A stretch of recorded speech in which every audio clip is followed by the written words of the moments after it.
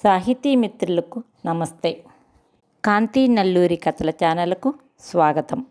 కార్మిక కర్షక మహిళల కథల సమాహారంలో డాక్టర్ వి చంద్రశేఖరరావు గారి జన్మదిన సందర్భంగా ఆయన రాసిన డియర్ కామ్రేడ్ కథను ఓసారి మనందరం గుర్తు చేసుకుందాం. కథలోకి వెళదామా? కథ పేరు డియర్ కామ్రేడ్. అరుణ దగ్గర నుంచి మరో ఉత్తరం వచ్చింది. చదవకుండా చించి బుట్టలో వేయాలనే కోరిక కలిగింది. వెయ్యలేకపోయాను. అలాగే ఫ్యాంటు జేబులో దోపుకుని ఏమీ జరగనట్టే ఉండాలని ప్రయత్నించాను. సాధ్యం కాలేదు. పిడికిలంత గుండెలో తుఫానులు, ఉప్పెనులు, టార్పడోలు.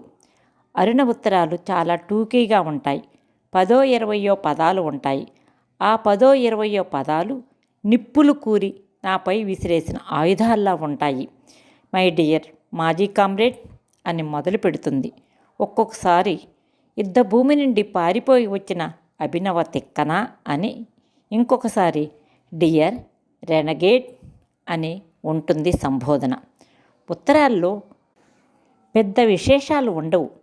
పలాని అడ్రస్కు 1000 రూపాయల డ్రాఫ్ట్ పంపించు అనో, పలానా వ్యక్తికి ఈ సాయం చెయ్యి, ఆ సాయం చెయ్యి అనో ఆజ్ఞలు ఉంటాయి. ఒక్కొక్కసారి ఉద్యమంలో ఉన్నవాడికి ఒకటే మరణం, పారిపోయి వచ్చిన వాడికి 1,00,000 మరణాలు అంటూ కొటేషన్ విసురుతుంది. అరుణ ఉత్తరాలు చూడగానే తెగిపోయిన అంగాల దగ్గర కలిగే బాధాకరమైన సెన్సేషన్ కలుగుతుంది. మనసు చివుక్కుమంటుంది. ఒకే తప్పుకు పదే పదే శిక్షను అనుభవిస్తున్న ముద్దాయిలా ఉంటుంది నా పరిస్థితి. ఉత్తరం వచ్చిన 2-3 రోజుల పాటు విరక్తి లాంటి భావన, దిగులు, వెలితి, గిల్టీనెస్ ఎక్స్ట్రా. చుట్టూ మరో ప్రపంచపు అలజడి. నేను పనిచేసే కార్పొరేట్ ప్రపంచపు కార్యాలయం సందడి. కంప్యూటర్లు, మనుషులు, జమిలీగా సాగించే డబ్బు వేట తాలూకా హడావుడి, కోలాహలం. ఇంకో 10 నిమిషాల్లో రివ్యూ మీటింగ్ జరుగుతుంది. నెలకోసారి జీతానికి అమ్ముడైన మానవ యంత్రాల నుంచి ఎంత పనిని పిండుకున్నామో తెలియజేసే రివ్యూ. ఫ్యాంటు జేబులో ఇంకా పేలని బాంబు లాంటి ఉత్తరాన్ని దాచుకుని మీటింగుకు బయలుదేరాను. What happen to you Rajasekharam? సడన్గా అలా గ్లూమీగా అయిపోయావు. Are you all right? MD కామెంట్తో అందరి కళ్ళు నా వైపు తిరిగాయి. ఎర్రజీరల కళ్ళు, వాడిపోయిన ముఖం, నలిగిన ఫ్యాంటు, షర్టు. రాజ్ కపూర్ గెటప్లో ఉన్న నా వైపు క్షణకాలం పాటు ప్రశ్నార్థకంగా, ఎంటర్టైనింగ్గా చూశారు స్టాఫ్. కార్పొరేట్ ప్రపంచంలో ప్రతి క్షణం ఫ్రెష్గా, అప్పుడే తోటలో నుండి దిగుమతి అయిన గులాబీలా ఉండాలి. ముఖంలో అలచట, విసుగు, విషాదం కనపడకూడదు. పెదవులకు చిరునవ్వు తగిలించి ఎప్పటికీ మీ సేవలో ఉండే మార్క్ గెటప్లో ప్రత్యక్షమవ్వాలి. ఏం లేదు సార్, కొంచెం తలనొప్పిగా ఉంది. చిలుక పలుకులు పలికాను. మనసును, నాలుకను డీలింక్ చేయటం కార్పొరేట్ ప్రపంచంలో ముఖ్యమైన ఆవశ్యకత. నేను ఎప్పుడూ చెబుతుంటాను, కష్టపడి పనిచేసేవాడికి L&C సంస్థ బంగారు బాతు అని.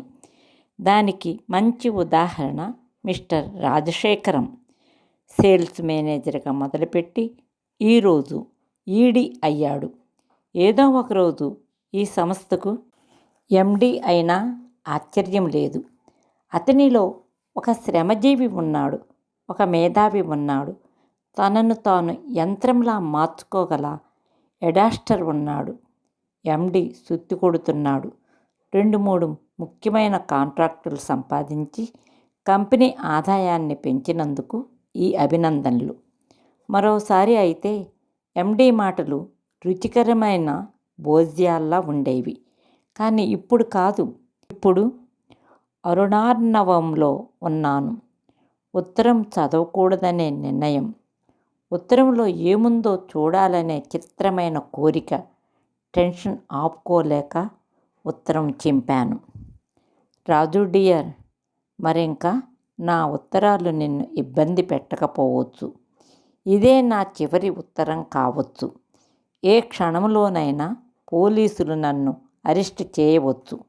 సెలవింకా నేస్తం. అరుణ.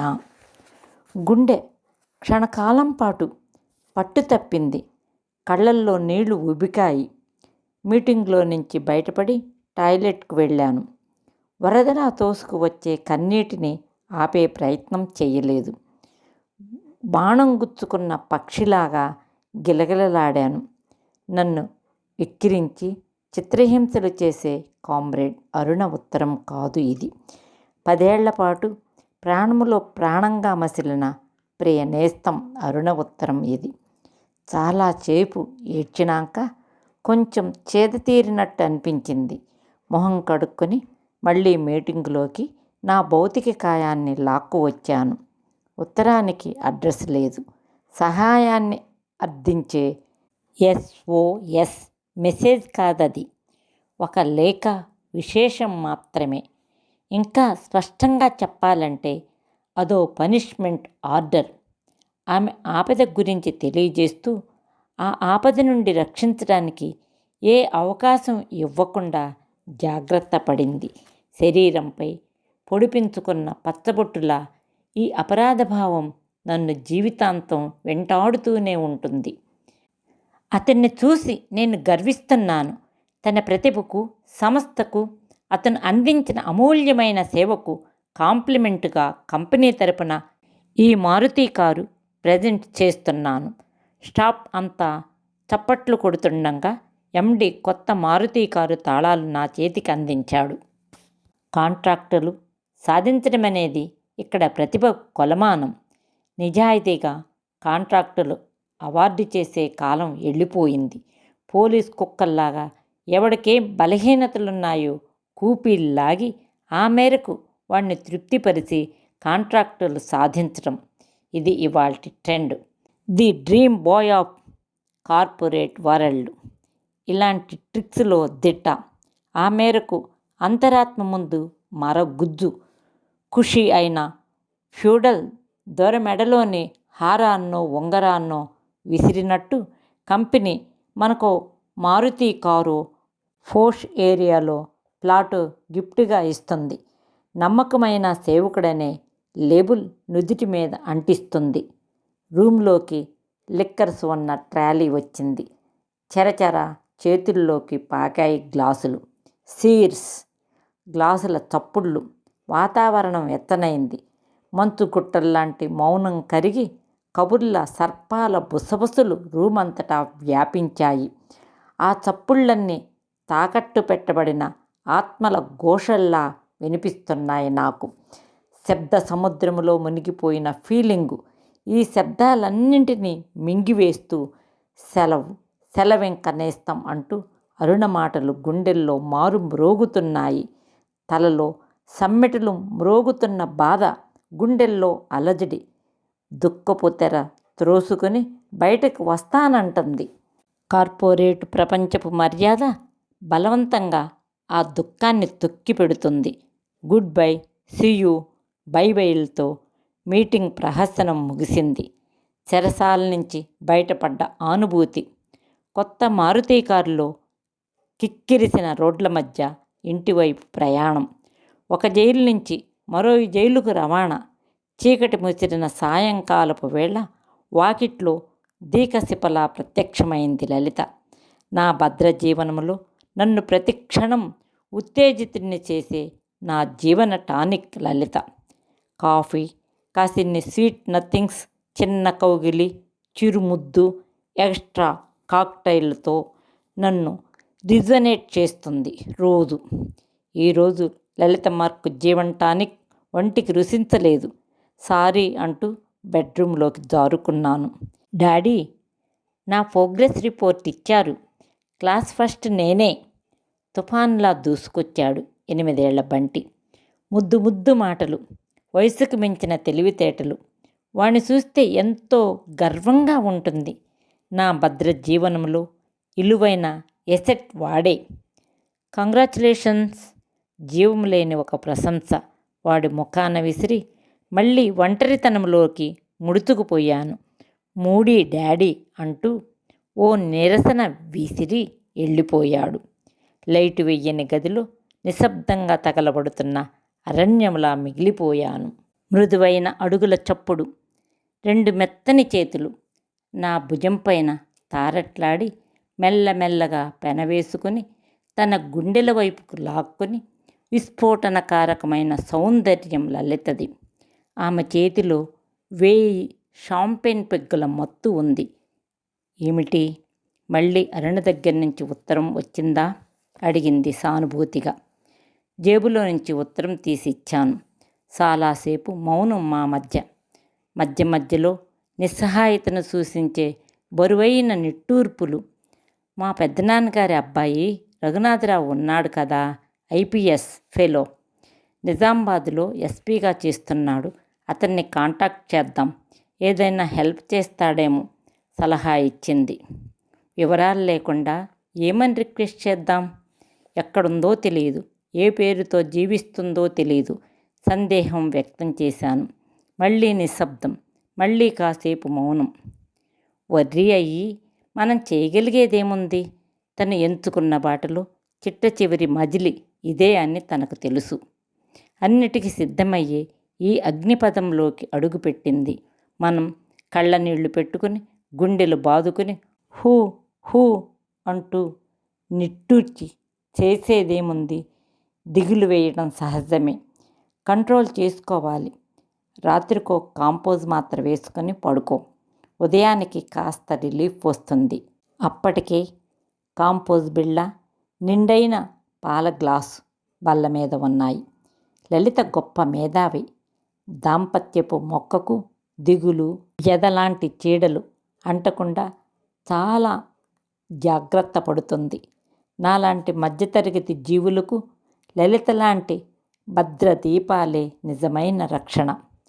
కాంపోజ్ మాత్ర పెద్దగా ప్రభావాన్ని చూపలేదు. నిద్రరాని రాత్రి, అరుణ జ్ఞాపకాలు రగులుతున్న నెగళ్లలా. ఒక్కో జ్ఞాపకం నన్ను నిలువెల్లా తగలబెడుతుంది. అరుణకు ఉద్యమపు తొలి పాఠాలు నేర్పింది నేనే. దాస్ క్యాపిటల్ను ప్రతి పదార్థ వివరణలతో బోధించింది నేనే. దేశ దేశాల్లోనే పోరాటపు గాథలు చెప్పి ఉత్తేజితురాల్ని చేసింది నేనే. అప్పట్లో ఆంధ్రదేశంలో, బెంగాల్లో రహస్యంగా మండుతున్న పేద రైతుల పోరాటం స్ఫూర్తితో ఉద్యమం మొదలయ్యింది. కాలేజీలను, యూనివర్సిటీలను వదిలి ప్రవాహంలోకి దూకాం యువకులం ఎందరిమో.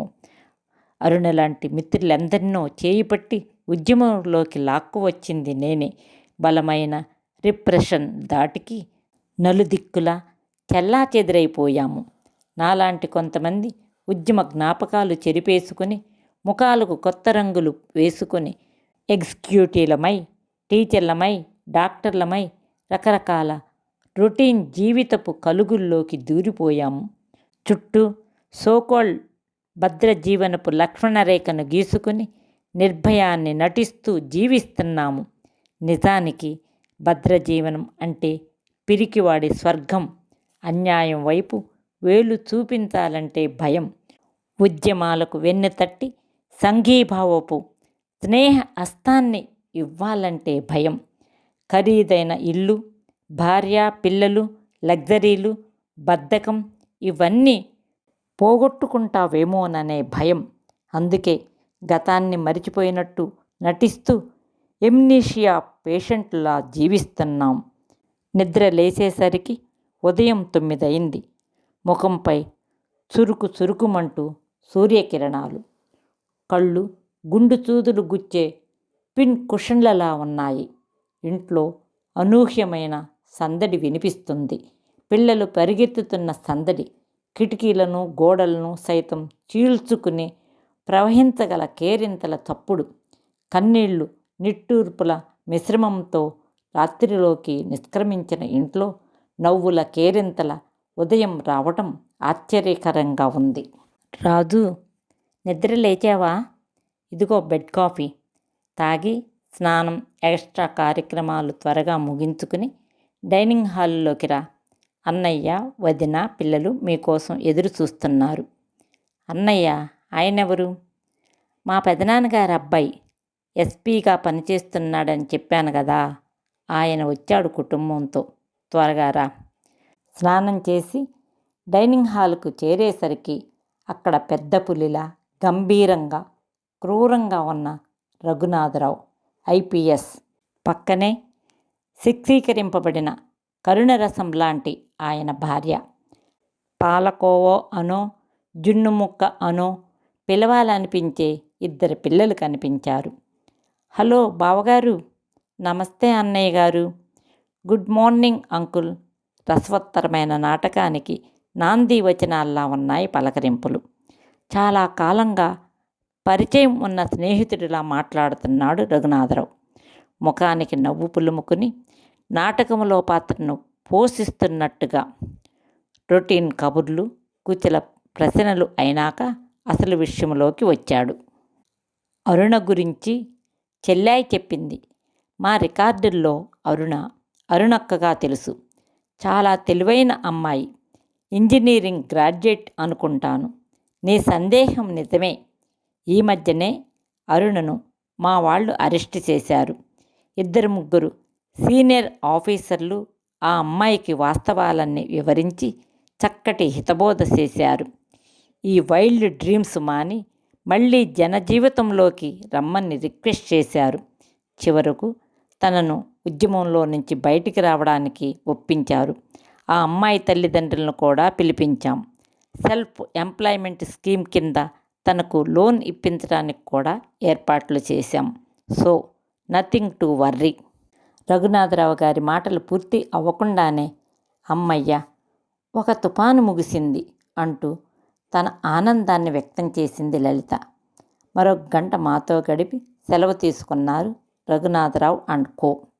సో అరుణవర్ణపు సంచలనం నుంచి బయటపడ్డట్టేనా? Be cheerful dear comrade. Lalitha చాలా ఎగ్జైట్గా ఉంది. ట్రింగ్ ట్రింగ్. Phone for you daddy. Hello, ఎవరు మాట్లాడేది? బాబూ, నేను రామనాథాన్ని, అరుణ ఫాదర్ని. అరుణను వారం రోజుల క్రితం అరెస్ట్ చేశారు. ఇంతవరకు కోర్టులో ప్రొడ్యూస్ చేయలేదు. ఎక్కడుందో తెలియటం లేదు. ఎవరిని అడిగినా మాకు తెలియదు అంటున్నారు. ఎందుకో భయంగా ఉంది బాబు. నీ పలుకుబడి ఉపయోగించి అరుణకు ఏం కాకుండా చూడు బాబు. అలాగే సార్. ఫోన్ క్రెడిల్ చేసేసరికి శరీరం చెమటలతో తడిచిపోయింది. మళ్ళీ తెగిపోయిన అంగాల దగ్గర కలిగే బాధాకరమైన సెన్సేషన్. ఇది ఎంతటికి ఆరని చితి, ముగింపు లేని వ్యధ. అరుణ కాకపోతే మరో కమల, మరో రామారావు, మరో కామ్రేడ్. వాళ్ళు నేను సైతం అంటూ అగ్నిగుండంలోకి దూకక మానరు. బయటనున్న నేను విలవిలలాడక మానను. ఉద్యమంలో ఉన్న వాళ్లకు ఒకటే మరణం, బయట ఉన్న వాళ్లకు రోజూ మరణమే. డియర్ కామ్రేడ్ కథ ఆంధ్రజ్యోతి వారపత్రిక, అక్టోబర్ 29, 1993లో ముద్రించబడింది. డాక్టర్ వి చంద్రశేఖరరావు గారు 1993లో ఈ కథ రాసినప్పుడు ఎలాంటి పరిస్థితులున్నాయో 30 ఏళ్ల తర్వాత ఖగార్, ఆఖరి యుద్ధం అంటూ నిరాయుధులైన గిరిజనులను కూడా కాల్చివేస్తూ పచ్చటి అడవులను ఎర్రటి రక్తంతో నింపుతున్నారు. డాక్టర్ చంద్రశేఖరరావు గారు చదివింది డాక్టర్ కోర్సు, వృత్తి రైల్వేలో ఉన్నతోద్యోగం, ప్రవృత్తి రీత్యా రచయిత. ఇతరుల జీవితాలు మెరుగవ్వాలని తమ జీవితాలను గవ్వల్లా విసిరేస్తున్న వారి గురించి మన ఎద జల్లుమనేలే చెప్పే కథకుడు. దాదాపు 100 కథలు, 3 నవలలు రాశారు. చంద్రశేఖరరావు గారు మోహన సుందరం పాత్రను మనకు వదిలి ఆయన మాత్రం మనల్ని వదిలేసి వెళ్ళిపోవటం ఓ తీరని దుఃఖం, చాలా అన్యాయం. 13/4 ఆయన పుట్టినరోజు నాడు ప్రతి సంవత్సరం డాక్టర్ వి చంద్రశేఖరరావు గారి పేరుతో ఓ ఉత్తమ రచనకు అవార్డు ఇస్తున్నారు.